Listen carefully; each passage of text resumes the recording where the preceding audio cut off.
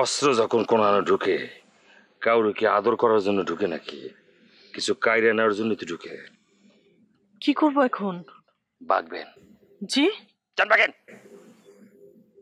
হ্যাঁ তাই তো।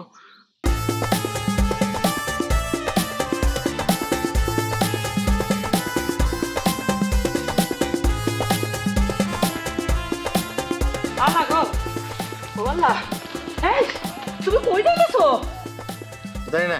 জানি না মানে কি, অস্ত্র হাতে করে গ্রামের মধ্যে লোক ঢুকে পড়ছে, যারে পাইতাছে গুলি করে মাইরা ফালাইতেছে, ঠেক দিয়া যা পাইতাছে সব নিয়ে যাইতেছে। আর তুমি জানো না মানে?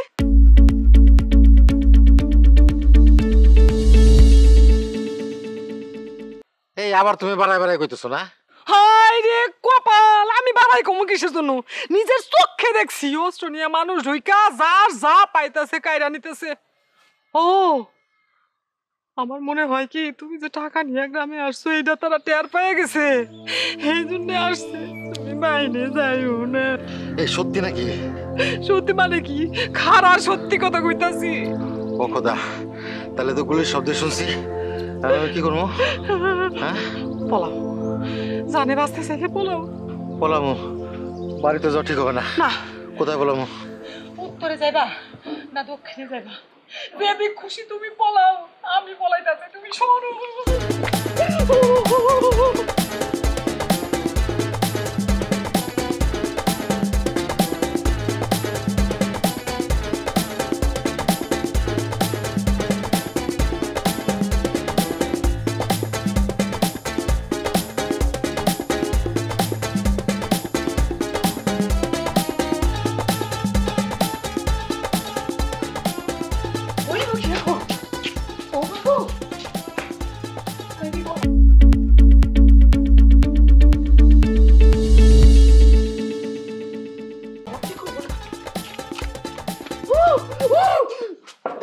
কিসে ভাবি আপনি এইরকম করতেছেন কেন ভাবি?